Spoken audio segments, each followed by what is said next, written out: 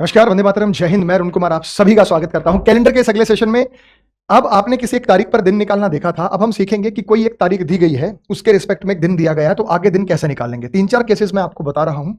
पहला केस मैंने दिया कि अगर कोई ये कहता है कि 16 फेब अगर ये कहा जाए कि किसी साल में 16 मार्च को मंडे था, मैं साल सेम रखता हूं, जैसे मैंने कहा यहां पे 2010, किसी साल में 16 मार्च 2010 को मंडे था, तो उसी साल में 25 जुलाई 2010 को क्या होगा, दिन क्या होगा। यहां पे चलिए ये तारीख और महीना अलग है, तो पहले सवाल में देता हूं कि 13 जून 2011 को अगर वेडनेसडे है तो 30 जून 2011 को कौन सा दिन होगा, और ये दिया मैंने सवाल नंबर 2। लड़ले बच्चों, एक बात का ध्यान रखिएगा आप, यहां सिर्फ तारीख अलग है, यहां तारीख भी अलग है, महीना भी अलग है। अगले सवाल में तारीख, महीना, साल तीनों अलग होंगे, और इस प्रकार से स्टेप बाय स्टेप आप इन चीजों को बहुत आसानी से यहां पे सीख जाएंगे। तो मेरे भाई, यहां पे कहा गया कि 13 जून 2011 को वेडनेसडे 30, तो आप ये बताइए, जब ये दोनों चीजें सेम है तो इन्हें कैलकुलेट करने की जरूरत नहीं है। 30 तारीख और 13 तारीख में 17 दिन का अंतर होता है। 17 को 7 से डिवाइड करूं, 7 दूनी 14, तो ये 3 बच गया। तो आपको वेडनेसडे से 3 दिन आगे जाना है। वेडनेसडे से 3 दिन आगे जाएंगे, थर्सडे, फ्राइडे और सैटरडे। थर्सडे, फ्राइडे और सैटरडे, तो ये यहां पे वेडनेसडे बाद होगा, थर्सडे, फ्राइडे और सैटरडे। उसके बाद जब मैं यहां बात करता हूं 16 मार्च से 25 जुलाई तक जाना है, तो आप मुझे बताइए मार्च को खत्म होने में कितने दिन बचे हैं। मार्च में 31 का महीना, तो 15 दिन बचे हैं, और 15 को 7 से डिवाइड करके 1 लिखूंगा। मार्च के बाद अप्रैल के पूरे 30 दिन होंगे, जिसे मैं 2 लिखूंगा। अप्रैल के बाद मई में पूरे 31 दिन होंगे, जिसे मैं 3 लिखूंगा। मई के बाद जून में पूरे 30 दिन होंगे, जिसे मैं 2 लिखूंगा।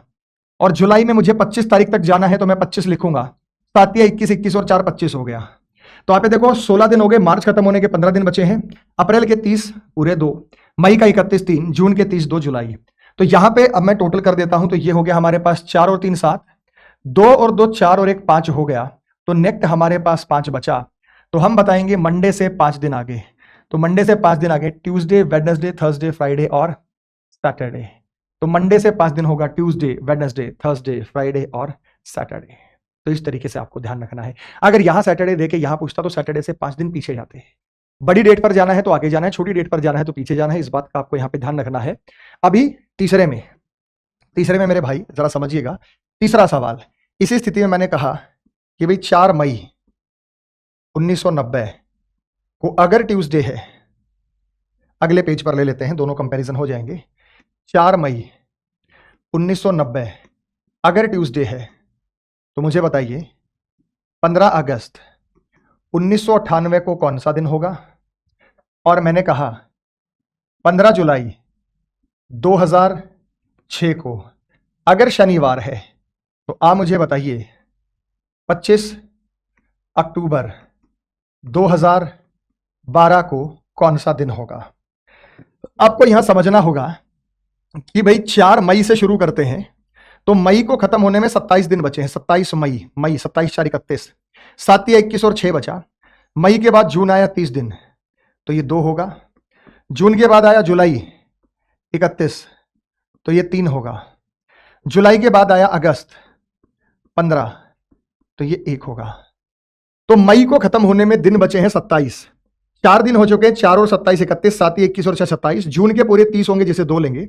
जुलाई के 31 होंगे, जिसे 3, मई 15 अगस्त, तो 1। उसके बाद आपको क्या करना है, दोनों साल का डिफरेंस लेना है। 98 और 90 में 9 साल का अंतर है, तो 1 साल का रिमाइंडर 1, तो 9 साल का रिमाइंडर 9 होगा। 9 को मैं 2 लिख सकता हूं 7 से डिवाइड करके। भाई 1 साल का रिमाइंडर 1 होता है, 365 दिन का रिमाइंडर 1, तो 1 साल का रिमाइंडर 1। तो 90 और 98 में 8 साल हो गए, 8 साल का रिमाइंडर 8 होगा, और 8 को मैं 1 लिख सकता हूं। प्लस 8 साल में कितने लीप ईयर होते हैं, 2 लीप ईयर होते हैं। कौन कौन से, एक 96, एक 92, तो 2 उसका भी आएगा। तो फिर समझिए मेरे भाई, मई खत्म होने के 27 दिन बचे, 27 4 31 और 7 21 और 6 27। जून के लिए 30 पूरा 2 लिया, जुलाई के लिए 31 3 लिया, अगस्त के लिए 15 1 लिया। 98 और 90 में 8 साल का अंतर है, 8 को 7 से डिवाइड करके ए लिया, और 8 साल में 2 लीप ईयर होते हैं, 92 और 96। नेट हमारे पास ये टोटल आ गया 6 और 1 7, 3 और 2 5, 5 और 2 7, बचा 1 बचा। तो आपको कुछ नहीं करना, 1 दिन आगे जाना, ट्यूसडे से 1 दिन आगे वेडनेसडे। अगर यहाँ पे 0 बचता तो सेम डे होता, 1 बचेगा तो 1 दिन आगे बढ़ जाएंगे। फिर समझिए लाडले बच्चे क्या करना है भाई, फिर समझिए क्या करना है। 25 और 15 में कितने दिन का अंतर है? 10 का। या तो ऐसे कर सकते थे, या सीधा जुलाई खत्म होने में कितने दिन बचे हैं? जुलाई खत्म होने में 16 दिन बचे हैं। 16, 15, 31, 15 से शुरू करेंगे, जुलाई 16 दिन में खत्म हो जाएगा। जुलाई 16 दिन में खत्म हो जाएगा। 7 दूनी 14, 14 और 2 16। जुलाई के बाद अगस्त, अगस्त के 31, पूरे के पूरे 3। अगस्त के बाद सितंबर, सितंबर में 30, पूरा का पूरा 2, 7 चौक 28, 30। सितंबर के बाद अक्टूबर, अक्टूबर में अपन को लेना 25, 7 या 21, 21 और 4 25, 25 अक्टूबर तक जाना है। तो जुलाई, अगस्त, सितंबर और अक्टूबर। उसके बाद 12 और 6 में कितने साल का अंतर है? 12 और 6 में 6 साल का अंतर है। 1 साल का रिमाइंडर 1, तो 6 साल का रिमाइंडर 6 होगा। और लीप ईयर हमारे पास एक तो 8 होगा और एक 12। आप मुझे बताओ 25 अक्टूबर 2012 तक जाने में 29 फरवरी का दिन आएगा? 25 अक्टूबर 2012 तक जाने में 29 फरवरी का दिन आएगा? आएगा। तो एक 12 के लिए लेंगे। तो ये 12 के लिए था और ये 8 के लिए था। ये 12 के लिए था, ये 8 के लिए था। अगर यहां पे जनवरी होता तो फिर 2012 का रिमाइंडर नहीं लेते, क्योंकि 29 फरवरी का दिन नहीं आता। अगर यहां पे 25 फरवरी होता तब भी 2012 का रिमाइंडर एक नहीं लेते एक्स्ट्रा, क्योंकि 29 फरवरी का दिन नहीं आया। लेकिन यहां पे मार्च होता तो लेते, अप्रैल होता तो लेते, मई होता तो लेते, या 29 फरवरी होता तब भी नहीं लेते, क्योंकि ऊपर दिन आ चुका था। 29 फरवरी में आ चुका था। तो आप ये टोटल कर दो, 4 और 3 7 हो गया, 6 और 1 7 हो गया, 2 और 2 4, 4 और 1 5। सैटरडे से 5 दिन आगे या 2 दिन पीछे, 2 दिन पीछे थर्सडे आ सकता है। थर्सडे, फ्राइडे, सैटरडे, या सैटरडे से 5 दिन आ जाए, Sunday, Monday, Tuesday, Wednesday, Thursday. तब भी आप देखेंगे तो आपको प्राप्ति होगी वो थर्सडे की होगी। अब अगर मैंने यहां पे एक और सवाल दिया, मैं चाहता हूं कि आप सारे अपना उत्तर बताओ। मैंने कहा कि 5 मई 2004 को अगर ट्यूसडे है, तो 5 मई 2004 को अगर ट्यूसडे है, तो 15 अगस्त 2012 को कौन सा दिन होगा?